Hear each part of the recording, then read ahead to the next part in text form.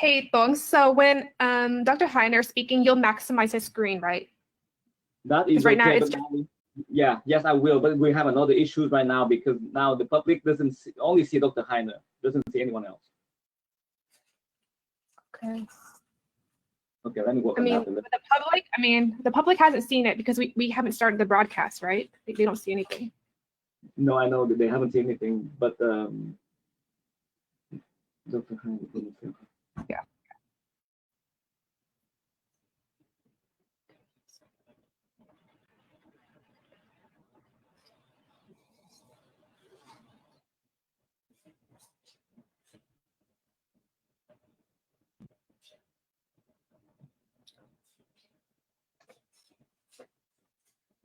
Okay.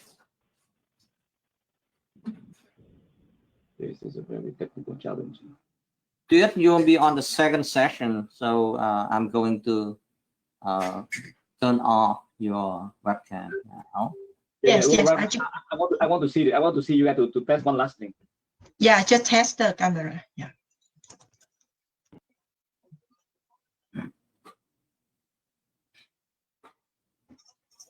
Okay, I think we can start now, and I will. I don't know why the public doesn't see on this side of the webcam.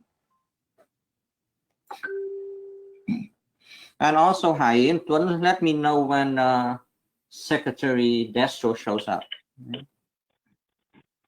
Yeah, Hai, yeah, you have to pay attention for that, okay? Hai, there's no way for me to look at that with this. Yes, I will WhatsApp you and Tan when. Thank you. Show up. Yes. So let's get started.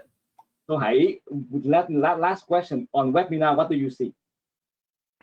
On webinar, I see all the panelists, 3 people, but Dr. Heiner, his screen just takes up 25% of your shared screen. But he's like the same size of the panelists right now, which is fine. Yeah, but like when he's speaking, I think you should maximize it like you did last time. Okay, right now you see all the panelists plus Dr. Heiner, right? Yes, but on your Zoom screen that Dr. Heiner sees, no, you stop showing the other people. You're supposed to see Zoom, Hai. From webinar, what do you see? No, I'm saying, yeah, what I just said on GoToWebinar, I see it, but then on Zoom, you're no longer showing the other. You're no longer showing the other panelists. Yes, I understand that. Okay, so we can start now.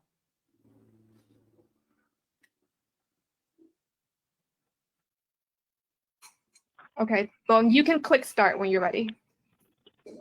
The broadcast is now starting. All attendees are in listen-only mode. Welcome to the last session in our series of 6 webinars on the occasion of our 9th Vietnam Advocacy Day. We started this annual event in 2012.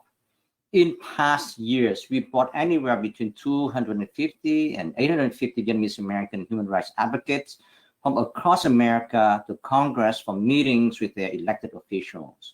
We also held meetings with officials at the State Department, the White House, the U.S. Commission on International Religious Freedom, etc. This year, we replaced those activities with a series of webinars. Today's webinar is about human rights mechanisms and sanctions regimes.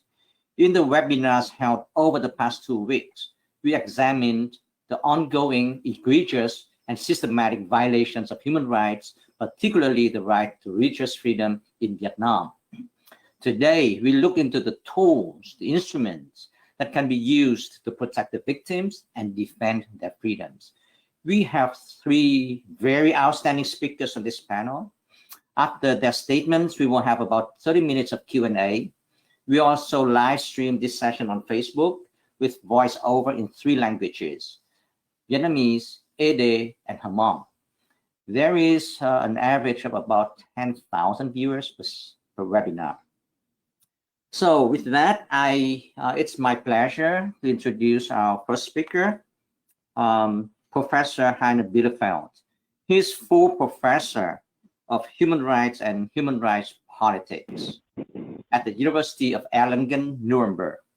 He was director of the German Institute for Human Rights based in Berlin. Outside of academia, he is best known as the UN Special Rapporteur on Freedom of Religion or Belief, between August 2010 and October 2016. When discharging this mandate, he conducted fact-finding missions in different parts of the world, including Vietnam in 2014. And Professor Bielefeld, I remember that during your mission to Vietnam, at times I exchanged text messages with your assistant, Ms. Jan Yulin, to provide direction to your next meeting. It was quite interesting at the time. And I would like to acknowledge your valuable contribution to the formation of what we now call the CFOP network. And CFOP stands for Southeast Asia Freedom of Religion or Belief. And you spent your time, valuable time with us at the first CFOP conference in Bangkok, Thailand in 2012. So with that, Professor Bielefeld, the floor is yours. Thank you very much, Dr. Tang. And I'm happy to be with you, even though the technological circumstances make it a bit complicated. That's why I will also speak slowly.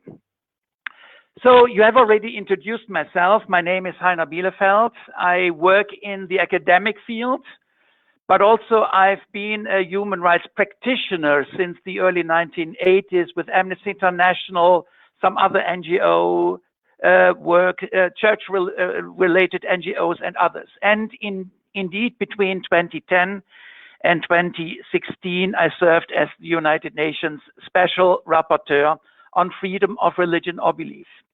And in that capacity, I also conducted a fact-finding mission in Vietnam. Vietnam is a country that nowadays hosts a number of religions. So religious diversity is a reality in Vietnam. But the main issue is independence.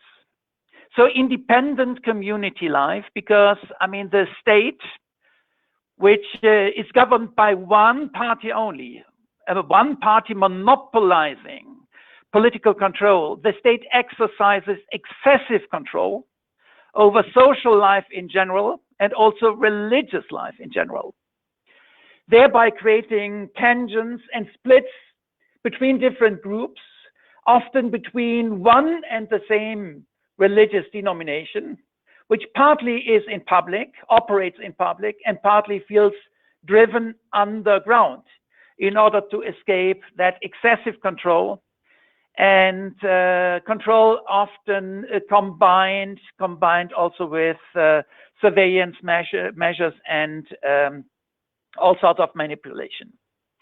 So when conducting my visit in Vietnam, I also met one prisoner of conscience on whose situation I want to draw today some attention, and that is Nguyen Bac Truyen. It was a remarkable encounter in the summer 2014 in the countryside in a small town in the Mekong Delta. The situation was pretty intimidating, with police all over the place, really threatening Truan and some other interlocutors.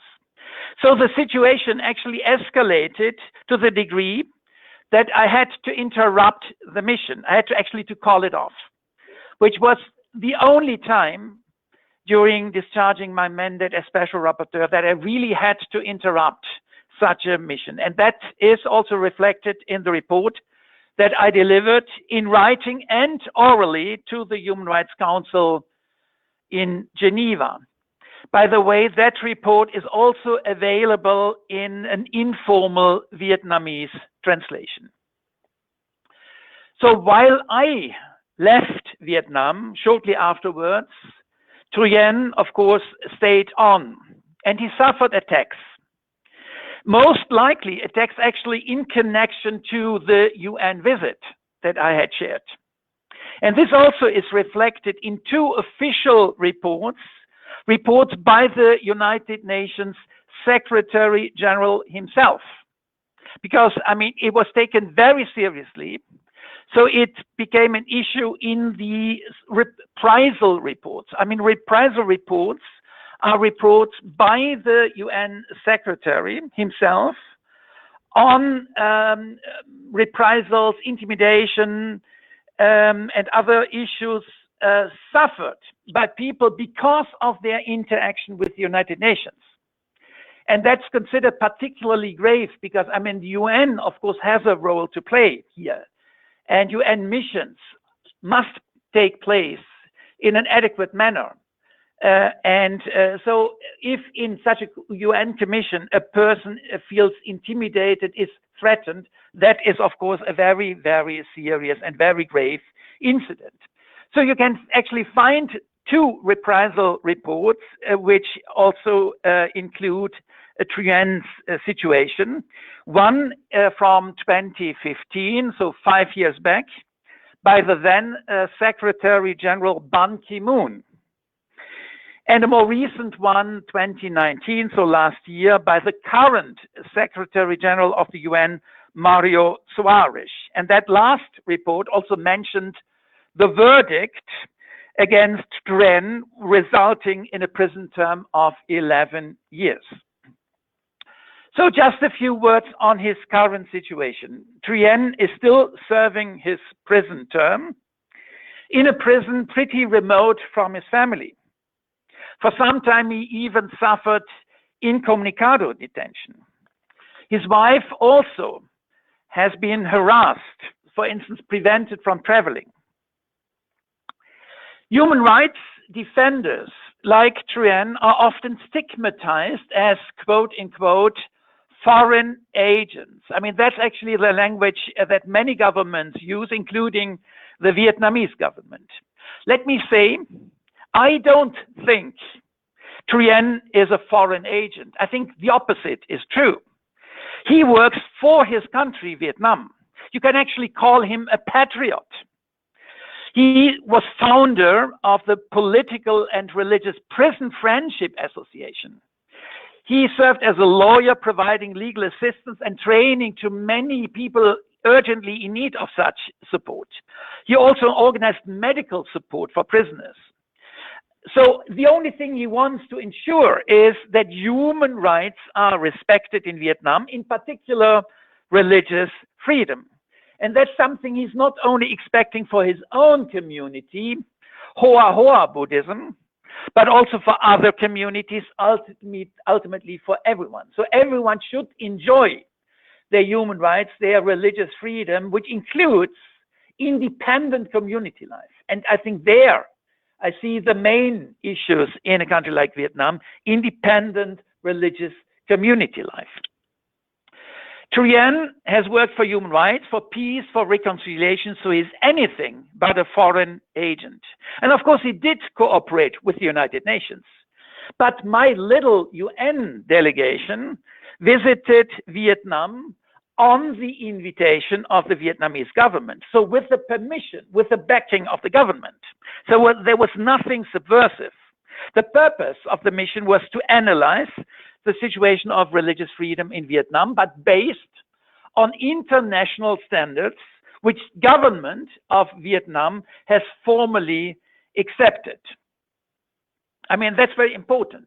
So we should not really accept that language of foreign agency, etc. No, it's really here we have international standards against which the situation can be measured, because also the government of Vietnam has officially ratified, has formally accepted those standards. Support for human rights defenders is necessary, but it should always be based on a clear understanding that these human rights defenders work for the betterment of their country. So they are patriots in their own way. And when doing that, they refer to international standards officially adopted by the government. And solidarity work on behalf of human rights defenders like Nguyen Bac Trien, I think, should also refer to exactly those standards.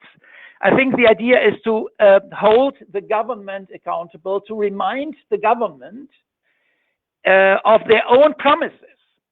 And that might serve as an incentive for the government. Why? Vietnam obviously lives in a rather complicated regional neighborhood. And that's why the government is in general interested in cherishing, in improving international diplomatic ties. I think it's very important for the governments to have these ties, to have a diplomatic support network, to be in touch. And maybe it's also in that rather practical political interest that the government made rhetorical commitments to human rights, including religious freedom. And now, I mean, that gives us an entry point to hold the government accountable by its own promises, to measure the reality, which is a reality of human rights violations, against the government's own rhetoric. And I think when supporting human rights defenders who live in a country like Vietnam, work under very adverse conditions, one should at the same time underline their self-understanding, their role as patriots, whose main purpose is really to improve the situation of their own country. I think it's very important to always say that, to repeat saying it, also against the stigmatizations that always occur. So when giving support from outside, we should really make sure not to fall into that trap, but to respect the self-understanding of human rights workers on the ground, like Nguyen Bac Trien. Let me stop here, and thank you very much for the attention. Thank you, Professor Bielefeld. And I think that Secretary Destro is here, I think. Can you confirm that?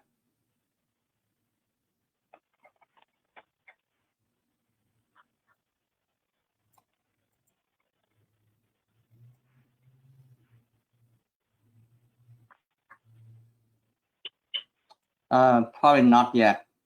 So while waiting for him, I think that he has some technical difficulties logging in. So I'd like to invite the next speaker, and that is a very good friend of mine, Rob Baczynski. He oversees Human Rights First work to advance U.S. foreign policy that promotes human rights, universal values, and American ideals. Before joining Human Rights First, Rob served in the Obama administration as Deputy Assistant Secretary of State for Democracy, Human Rights, and Labor. He was responsible for establishing and implementing U.S. government policies with respect to fundamental freedoms and democratic governance in 65 countries across Europe, Russia, Central Asia, and South Asia. Rob currently coordinates a loose coalition of US-based organizations that advocate for the application of targeted sanctions under the Global Magnitsky Act against the worst violators of human rights in different countries. And in my article that I published about 2 days ago to introduce the speakers of this panel, Rob, I call you the GloMac Guru. So our GloMac Guru, it's your turn now. And Hi, please Tom. turn on your webcam. All right. Okay. I hope everybody can see me now. And Dr. Tong, thank you so much for the warm introduction. GloMag Guru. That's I guess a good title to be known by. And Tong, let me just compliment you and your staff at BPSOS at the outset for being such dedicated advocates and strong partners. It's just been wonderful to work with you as well. So as Tong mentioned, my name is Rob Baczynski, and I'm the Senior Vice President for Policy at Human Rights First. We are a 40-year-old international human rights organization that's based in Washington, D.C. and New York, and we focus on promoting a U.S. foreign policy that prioritizes the U.S. government protecting human rights. And our organization focuses on a pretty wide range of human rights issues, from the rights of refugees to fighting against the use of torture. But as Tong mentioned, for the purposes of today's panel, I'm here to highlight the work we've done since early 2017 to organize civil society recommendations for the purpose of assisting the US and other governments in their work to make targeted sanctions in response to human rights abuses and corruption around the world. So I'm going to take a few minutes to describe how that work works and Before I do, I hope we can hear from Assistant Secretary Destro soon, and I just want to start by giving credit to him and his staff at the State Department and their colleagues at the U.S. Treasury Department for the really good work they continue to do to implement the Global Magnitsky Act and other human rights and anti-corruption sanctions regimes.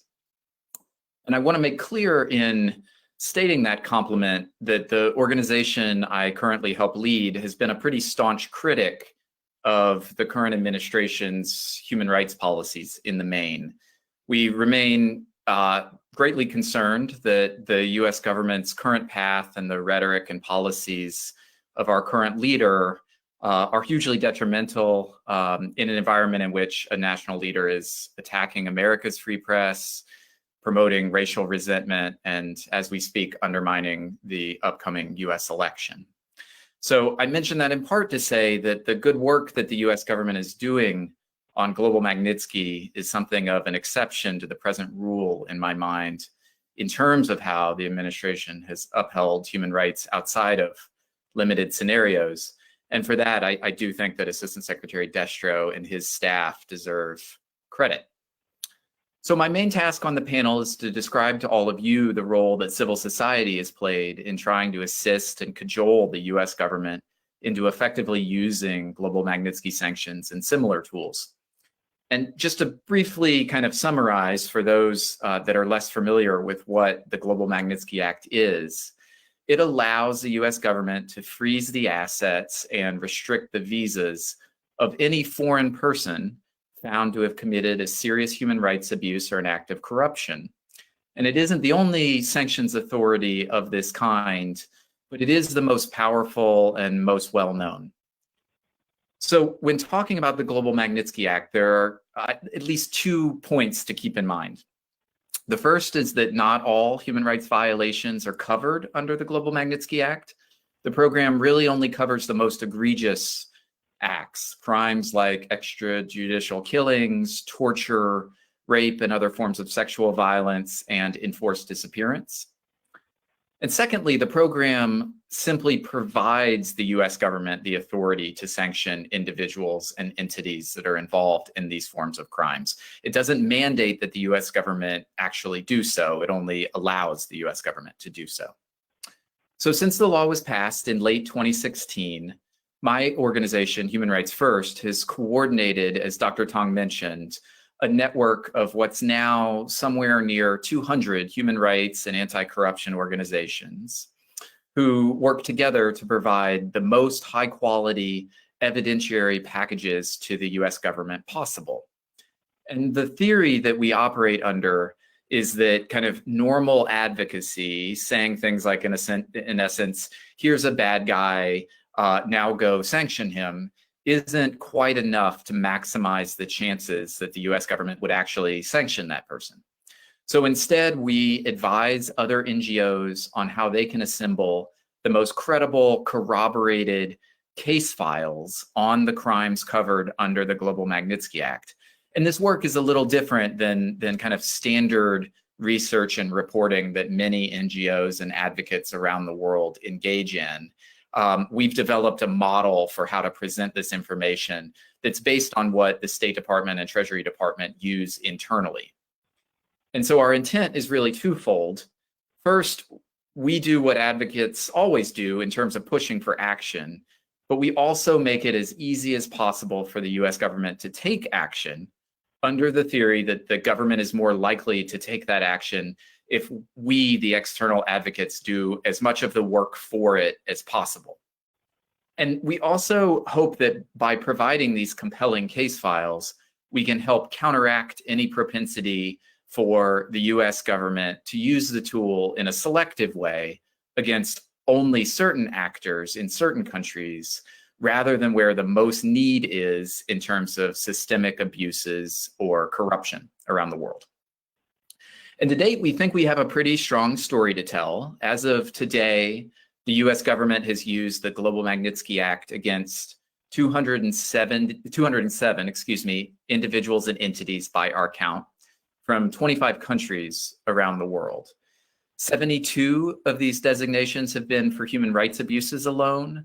Another 121 have related to corruption, and 14 instances have covered both corruption and human rights abuses. And to give some noteworthy examples, these designations have included targeting some of the leaders of the Burmese military responsible for the ethnic cleansing of Myanmar's Rohingya population, some of the Saudi Arabian operatives responsible for murdering Saudi dissident Jamal Khashoggi, and the former president of Gambia for overseeing the torture and murder of journalists and political opposition there. And of course, most recently, the US government took the very significant step of sanctioning a number of senior Chinese officials, a Chinese security force unit, and a paramilitary organization for their role in orchestrating the repression of the Uyghur community in Xinjiang province, something we very much applauded and have called for many years. On the corruption side, the US government has also taken many actions, as I mentioned, but some illustrative actions include sanctioning several of the cronies of Prime Minister Hun Sen in Cambodia, as well as similar figures that surround the presidential administration in the Democratic Republic of Congo. So of the US government's designations to date, roughly 1/4, 25%, have originated with the network of NGOs that we at Human Rights First help educate and organize. And in 2019, our success rate was closer to 1/3, 33%. And given the circumstances, that's a pretty exceptional success rate when you think about it. So our sense is that this work is paying really demonstrable dividends. That said, I think it's probably of interest to this audience that thus far the US government has not taken any sanctions action under Global Magnitsky when it comes to actors within Vietnam, despite strong evidentiary case files having been presented to US officials by members of our network. So again, I come back to that really important point that the US government's action is ultimately elective, and we as advocates need to keep up the work of keeping the pressure on and supplying the most comprehensive, affordable, and paying really demonstrable dividends. That said, I think it's probably of interest to this audience that thus far the US government has not taken any sanctions action under Global Magnitsky when it comes to actors within Vietnam. Sorry there we go. about that. That's all right. That way you can hear yourself. Right. All right, and I understand that Secretary Destro is here with us. I apologize for the technical difficulties. And can you please turn on your webcam, Secretary Destro? Here you are. Yes.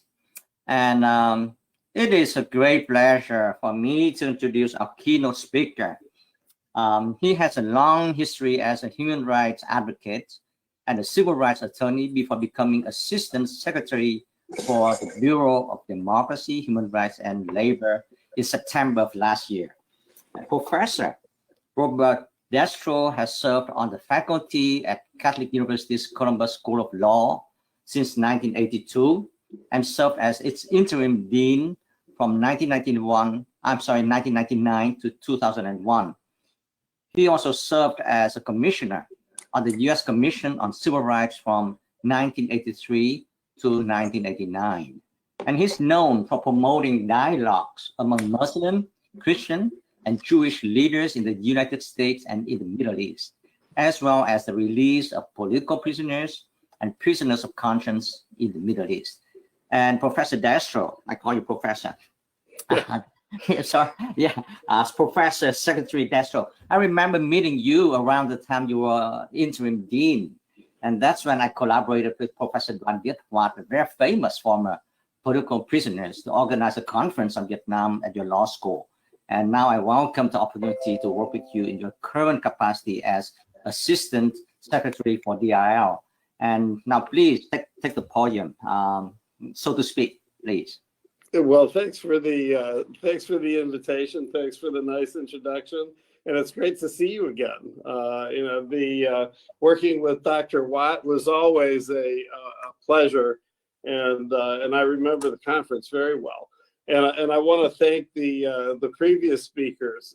Fascinating conversations, although Rob Berchinsky and I might disagree on certain nuances of what he had to say. I have said in the last week or so in conversations here at State that the existence of sanctions is living testimony to the truth of the late President Teddy Roosevelt's idea that we should talk softly and carry a big stick, and because those are the stick, and we need to have a very serious conversation, I think, about what the strategic use of sanctions is or should be. But that's not my topic. Rob did a wonderful job, and I thank him for those comments. But I want to thank everybody on the conference today for giving me the opportunity to celebrate the 25th anniversary of the establishment of U.S. and Vietnam diplomatic relations. Over the course of the last 25 years, we have had an opportunity to forge a comprehensive partnership and have established an annual human rights dialogue. Each country has provided a framework for advancing our shared interests that allows us to candidly and constructively address areas of disagreement. And I think certainly my two previous speakers on the podium here have expressed that candidly would be a very good description of what they had to say. And the contributions of the diaspora community and the Boat People SOS, BPSOS, notably Dr. Tong, have been critical to our efforts to address the continued concerns over Vietnam's human rights record. In the past year, we've continued to work with the government of Vietnam on humanitarian and legacy war issues. We've also worked together on our shared goal of a free and open Indo-Pacific so that both countries can work together for growth and the expansion of our respective political, security, economic, and people-to-people ties. This can only happen when we work together as respected partners on shared goals. We believe that the U.S.-Vietnam partnership has far greater potential than we've achieved today. And we strongly believe that if we work together on human rights, we'll even make greater progress in the future. Vietnam has taken positive steps, such as the release earlier this year of Chun Thi Nha, her partner and children. We applaud BPSOS for working closely with the broader diaspora community and encouraging activists to exercise their freedom of expression and speak out against government violations of human rights, no matter where they occur. We were pleased to learn from LGBTI advocates in Vietnam that the country is undergoing generational changes in social attitudes. Although members of the community continue to face discrimination and lack of legal protection, those working to advance the rights of LGBTI persons report a greater awareness by policymakers of the challenges they face. Last month, the Ministry of Health forwarded the draft transgender rights law to the Office of Government, a precursor to a debate in the National Assembly. Following the ratification in June of the EU-Vietnam Free Trade Agreement, Vietnam hosted a visit of foreign journalists and European Union officials to the Tu Duc prison. Also in compliance with the FTA, this summer Vietnam ratified the International Labor Organization Convention number 5, obliging Vietnam to not to suppress and not use any form of forced labor, including as punishment for those holding or expressing political views. But Vietnam's imposition of very heavy prison sentences on many prisoners of conscience cast a shadow on the happiness that we have, with respect to these advances. For example, on July 31st, 8 members of the Hian Pop group were sentenced cumulatively to a total of 40.5 years in prison and 20 years of probation for quote unquote disturbing security under Article 18 of the Penal Code. The indictment alleged that the defendants used Facebook to advocate for violent protests, but the defendants' Facebook videos merely sought to explain the provisions in Vietnam's constitution on freedom to assemble and call for peaceful protests of draft laws on cybersecurity and special economic zones. In response to the government's actions against the Hen Phop group, the Department of State issued a statement yesterday calling on Vietnam to release all of those who have been unjustly detained and to allow all individuals in Vietnam to express their views freely without fear of any retaliation. We also urge the government of Vietnam to ensure that its actions are consistent with the human rights provisions of Vietnam's constitution and its international obligations and commitments. Further examples of activists arrested for exercising their fundamental freedoms include Pham Chi Dung, president of the Independent Journalists Association, and 2 association members. They were charged under the Penal Code for, quote, spreading anti-state propaganda, unquote. Other activists include Lê Dinh Nhiêu-Lộc and Nguyen Van Hoang, who were both sentenced to multiple years in prison for protesting the Formosa steel plant toxic waste spill. Lê Dinh Hoang is serving a 20-year sentence for activities attempting to overthrow the state after his comment that fishermen affected by the spill should be compensated. We implore the government of Vietnam to release prisoners such as these and respect their fundamental freedoms and human rights. The freedom of expression, association, religion, and belief, and the right to peaceful assembly are all human rights that must be consistently protected, if only because we're human beings and we're in all of this together. So that when I look to Vietnam and continue to see the erosion of these freedoms, I'm disappointed and disheartened. We can all do better. When we host the next U.S.-Vietnam Human Rights Dialogue, I plan to repeat our call to the government of Vietnam to amend its policies and to allow all individuals to express their views, even when they differ from those held by the government. Vietnam's cybersecurity laws raise as many questions as they answer, and we hope that we can get a good opportunity to discuss that law seriously. I've raised questions such as issues of cybersecurity with many other governments, even ones that have problematic cybersecurity laws. And all of us, it seems clear that all of us who share a commitment to individual rights and fundamental freedoms are concerned whenever freedom of expression, becomes a victim of our attempts to keep cyberspace secure. Because that law expands the Vietnamese government's ability to use vague national security concerns to detain those expressing dissent online, the restrictions inhibit the activities of press, activists, entrepreneurs, and other interested citizens who want nothing more than to contribute to a rapidly developing Vietnamese society and economy. Freedom of religion and belief is another fundamental freedom that we need to protect. Vietnam has demonstrated progress over the last 25 years or so in protecting the rights, but the open dialogue between the Catholic Church and the Vietnamese government is a promising one. Religious groups registered under the Law on Belief and Religion note modestly improved relations with the government. This modest progress, however, does not extend to all members of religious groups and practices. The Law on Belief and Religion, which took effect in January 2018, provides authorities with legal cover to target members of unregistered groups.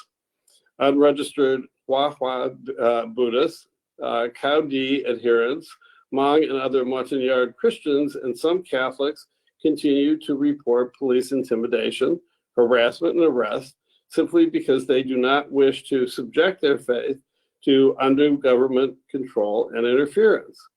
For example, the Hoa Du Qua is a Catholic activist and a reporter who frequently highlighted the plight of the country's repressed Catholic community and other social injustices. He's serving a 13-year prison term for activities aimed at overthrowing the government. This is precisely the kind of problem when as one of the previous speakers, our Dr. Beinfeld, talked about these people are not criminals, they're patriots. All too often, we see anti-state and national security charges levied against individuals in Vietnam seeking to peacefully exercise their freedoms of expression and belief. At the Human Rights Dialogue and elsewhere, we've encouraged Vietnam to approve the registration requests of more religious groups and refine the process under the 2018 law, as well as to resolve implementation issues between central and local authorities. We also emphasize that individuals must be able to both to practice and believe in their religion freely, regardless of whether their religious groups are registered. We recognize the progress that Vietnam has made in these fields, but there's much more to do. We also recognize the progress that Vietnam has made to protect labor rights and improving the rights of marginalized populations. I've mentioned the progress of the LGBTI community earlier, but we also need to be working hard on women, children, and people with disabilities. We urge the government to sustain these efforts to bring its policies into compliance with international standards and commitments, paying attention to the exercise of fundamental freedoms and human rights. It's in the spirit of friendship and mutual respect that we encourage the development of a strong, prosperous, and independent Vietnam that contributes to international security, engages in free, fair, and reciprocal trade, and respects human rights and the rule of law, and sees the possibility that exists when one's own people are free to collaborate, correspond, and argue with each other over issues that are important to them. So what I'd like to do to close out is to read a poem by Boy Chat entitled Red Light. I believe the poem captures the frustrations, sadness, and fears of all those in Vietnam and the world who are denied the exercise of their right to fundamental freedoms. So let me read this excellent poem, and that is, I stand at an intersection. The red light stops me. People stream off in a rush, the cool wind at their back. We, generations of us, have been stopped by the red light. We can't step forth. We can't fly up. Intersections are everywhere. Nobody crosses beyond the color red. We stand at generations. We stand at the intersections. Generations of us. Only one road ridden of red dust in front. Thank you for your time. Thank you for your attention. And thank you for the opportunity. Thank you, Secretary Destro. I understand that you may not be available to stay with us for the Q&A, but you're more than welcome to stay if you want to. No, I'd be happy to stay for a little while. And, and even though I was technologically challenged at the beginning, it's great to be here with you. Oh, great. Thank you. And thank you to all speakers. And now it is the Q&A portion of this panel. And we have about 17 minutes. And participants may submit questions anytime by typing your questions in the questions box on the right of your screen. And if you'd like to speak, please raise your hand during the Q&A session. And there are also handouts that you can download. I understand that there are some questions already that have been submitted. Mr. Trần Quốc Tiến, are you there?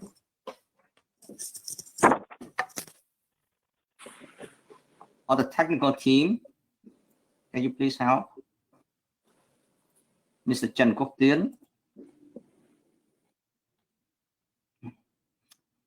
In the meantime, while waiting for our technical team to direct questions to me, I would like to repeat one question that was asked this morning, and it was for UN Special Rapporteur on Freedom of Religion or Belief, Ahmed Shahid.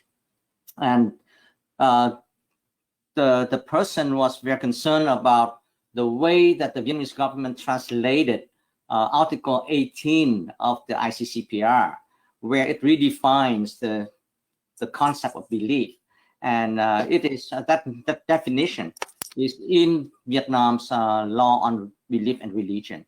And this is definition. Belief means a person's faith, which is expressed through rites associated with traditional customs and habits in order to bring spiritual peacefulness to individuals and communities.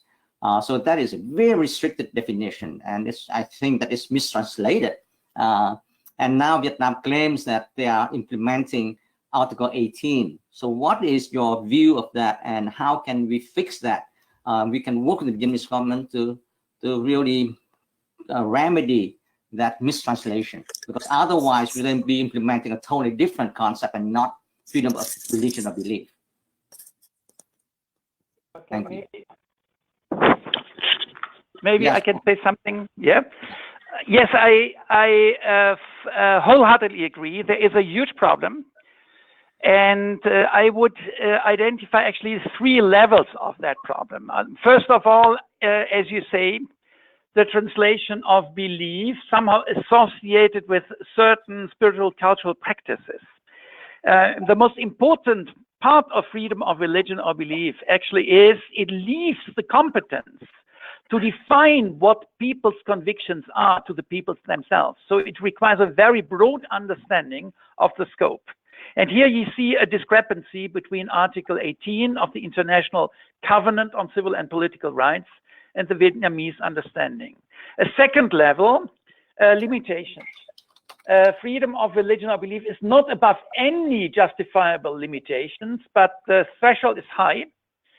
And limitations always require a burden of justification. The threshold is pretty high, and the forum internum of a person's conviction is actually above any legitimate limitations. And here again, there's another discrepancy. And the most important discrepancy, which is the third level of the problem, is connected with what the Secretary Destro said just a few minutes ago. The misunderstanding that in order to enjoy a religious freedom, a community needs a sort of governmental stamp. I mean, recognition procedures should be in respect of an already existing human right. I mean, it's not that the right itself, the right to enjoy freedom in issues of religion or belief, is actually created by an administrative process of recognizing that. I think this is actually the most important point, that, I mean, human rights have a standing of its own and are not acts of state mercy, by which the state somehow grants certain permissions, and only as long as you behave and as long as you follow instructions and let infiltration and control mechanisms apply, only then can you somehow practice religion. No, it's the other way around. It's the other way around. Here we have a human rights claim that the government first of all has to respect. And so the very understanding of recognition issues somehow is already, I think, a source of much confusion. So indeed, all this needs to be clarified. And I liked what I heard from the Secretary Destro also about the ongoing dialogue between the US government and the Vietnamese government. I think it's very important to put these issues clearly on the table. I'm a big fan of such a dialogue project, as long as the participants can speak clearly. And I'm optimistic that that actually happens. Thank you. Any panelists, any other panelists would like to respond to that? No, I'd like to comment in the sense that I think the importance of open dialogue. I mean, I believe that what you just said is we have to, if we really are friends, then we're going to have to be able to speak freely with one another. And I don't have to like even what my sister says. You know, she's still my sister, and we don't always need to agree. And this is one of the reasons why I think we want to make sure that people understand that freedom of religion, freedom of speech, freedom of assembly, these are all part of what makes us human beings. This is what makes us neighbors. This is what makes us family members. And so getting across the idea that because you disagree or because you're concerned about a huge chemical spill and you're a fireman or a fisherman, it doesn't make you an enemy of the state. You're a patriot. You're doing what any good neighbor would do, is pointing out that there are difficulties. Rob, anything in response to that? No, thank you. I think both of my co-panelists have summed up the point really well. Yeah, thank you. There's a question from a reporter with Voice of America for Secretary Destro. U.S. Senators Marco Rubio and John Cornyn sent a letter to Secretary of State Mike Pompeo recently, urging the State Department to designate Vietnam a CPC country and also to apply GLOMAC sanctions against responsible government officials. At last Friday's webinar, U.S. Congressman Adam Lowell recommended the same. Is the State Department considering putting Vietnam back on CPC list and holding Vietnam's government officials accountable for the continued religious persecution and crackdown on political dissidents? What are the sanctions measures you have available on hand? Well, I think that Ron Brzezinski has spoken very eloquently about what sanctions are available. I can't comment on internal processes here at the State Department at all, and that's just too fact sensitive, and those are ongoing discussions. I can't tell you where they're at. I haven't really paid close attention. I'm getting the high sign here. I'm going to have to pop off. So thank you again for having me here, and it's been great to join you, and I hope we can continue the conversation down the road. Thanks a lot. Thank you. Thank you. Bye-bye. Bob, any comment on that? Yeah, so, obviously I don't know what's going on internal to the State Department and US government more broadly with respect to sanctions on individuals within Vietnam or any other country for that matter. I will make the point in response to the question from the reporter that sanctions are simply a tool. I happen to think that they're a useful tool, but they need to be part of a larger strategy. It's kind of in the eye of the beholder whether we're seeing a comprehensive strategy out of the US government right now vis-a-vis Vietnam. What I can say is that you well know, Dr. Tong, among others, that as I was saying in my prepared remarks, various human rights organizations have put forward to the US government strong evidence of human rights violations undertaken by officials within Vietnam. And we've seen out of the present US administration a strong propensity to use this tool in other countries. So it's somewhat noteworthy that the tool has not been used against Vietnamese officials, given the information that's readily available in the public domain. Yeah, I can see one hand raised here. Victoria Nguyen. You can turn on your mic. Yes. I am on mute yet? Yes, you're on. Yes, we can hear you. I kind of listen between the line, and I know that human rights activists for Vietnamese people. Is there any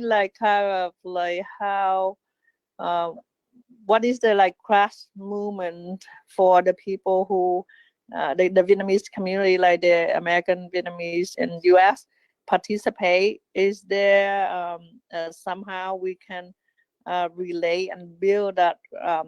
I think what my question to the panel is how you guys connected to the local people in order to help them to understand the concept of the human right. Well, I think that question is for me, I guess, but Please, Heiner. Yes, No, please. but I know you have done a lot of work. No. So this of Yeah, panelists. thank you. Now, No, Tang, you I think you are better qualified. So you go first. Okay. oh, well, this is what we've been doing. So we have these webinars. We organize our annual Vietnam Advocacy Day, where we train people from across the country. If they do care about human rights, we bring them to Congress, the national capital here, and then we train them on how to speak to members of Congress, how to document violations, etc., so on and so forth. So that's one good way to get started. Yeah, and we have a network of those advocates across the country. So wherever you are, please contact us. We can connect you with like-minded advocates. So that's a good start. But now, Rob and Heiner, please do feel free to pitch in. Yes, actually, I have a pretty old-fashioned understanding of NGO work because I grew up with Amnesty International. And so, I mean, the old concept of prisoner of conscience, where groups do the regular letter writing exercise. I mean, it may look a little bit boring, certainly not glamorous, not spectacular. But, I mean, there are many human rights defenders, prisoners of conscience, who tell later, after their release, that for them, one of the rays of hope was maybe some people abroad are still dealing with my case, are taking my case to heart.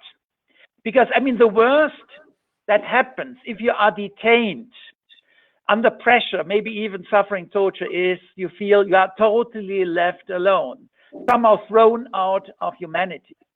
So, I mean, somehow keeping the ball rolling, I mean, even that daily non-spectacular work, I think has its advantage. I think I would actually consider that the backbone of human rights work, because also it's a possibility to be consistent.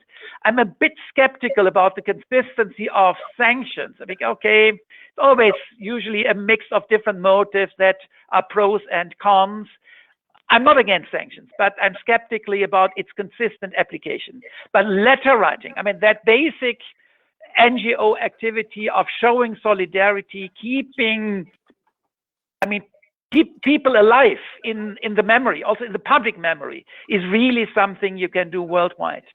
And one should not underestimate that part. Let me say again, for me, it's actually the backbone, the very backbone of any human rights activities. Now, I noticed that there is a video, pre-recorded video made by Miss Bùi Thị Kim Phượng, the wife of Nguyễn Bạc Chuyển. She learned late last night, that you won't be joining us today, Heiner. So she made a special video for you. So Tuấn or Hải, are you ready? Yes, thank you.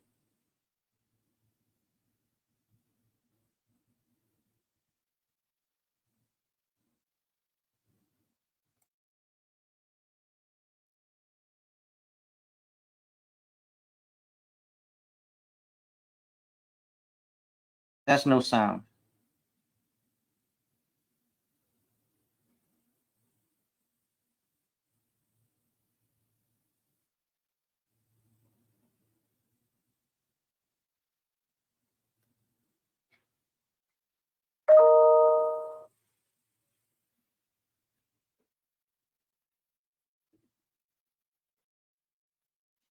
They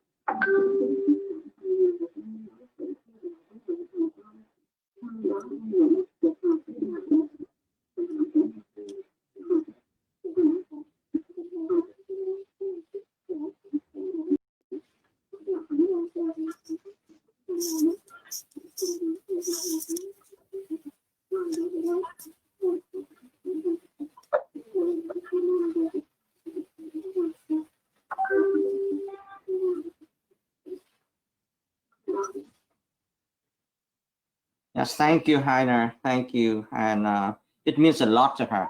Yeah, it means a lot to Miss Kim Philip. And now one last question, and it's for Rob here. Now I have received a lot of interest, especially interest in Vietnam. They got excited after the passage of the GLOMAC, the law, and they are interested in preparing submissions. So what would be the first step? How do they get started? And what would be the process? Do you have any advices? Thank you, Tong. The process is generally that once an organization wants to be involved in this work, they can start by being connected to us, and I'm sure that as you always do, you can serve as that bridge. So anybody that you're in contact with, if they feel like they have access to information that could be molded into an evidentiary package, you can feel free to connect them with me and my staff at Human Rights First. From there, we are happy to work with any human rights or anti-corruption NGO and can provide in-depth training. Certainly when conditions are appropriate, we do that in person. These days it's online, but happy to talk to groups large and small, walk you through how the US and foreign jurisdictions work in terms of various targeted sanctions programs, train your staff. We can advise on the kind of extent to which it's likely that various actors may want to take up a particular case, governmental actors, and kind of craft the best argument for why the US government or potentially other governments might see that it's in their national interest in line with their larger bilateral strategy to use targeted sanctions against certain human rights violators. And in some instances, we can even connect NGOs with attorneys who are willing to work on a pro bono basis with nonprofits in order to make sure that the evidence they present is as credible and corroborated as possible. We've established a pretty broad series of guides, explainers that explain how these programs work, frequently asked questions that address some of the questions that NGOs that are new to this work often raise. And we'll be happy to point new NGOs to all of these resources, most of which are online, and otherwise begin the conversation around how to turn the research that they do into potentially meaningful outcomes. And thank you. And with that, we are going to conclude our webinar, our session. So please give your 1 minute concluding remarks. Heiner, you go first.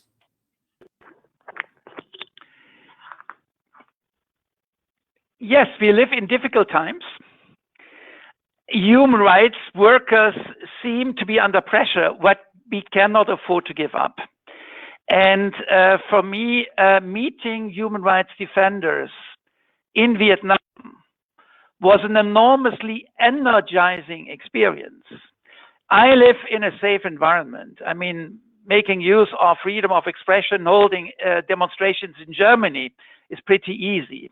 But actually, I've met courageous people like Truyen, whose wife just spoke to us over a video, who take enormous risks in order to fight for the human rights of their fellow citizens.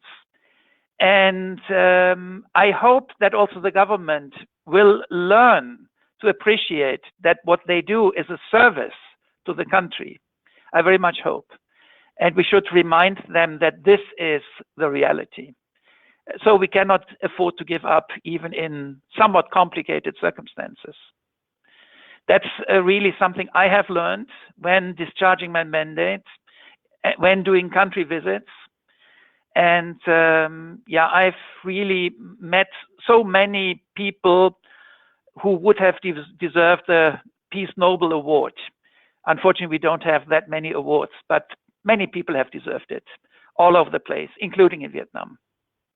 So my thoughts are with Trien. Thank you very much. Rob, yes, please.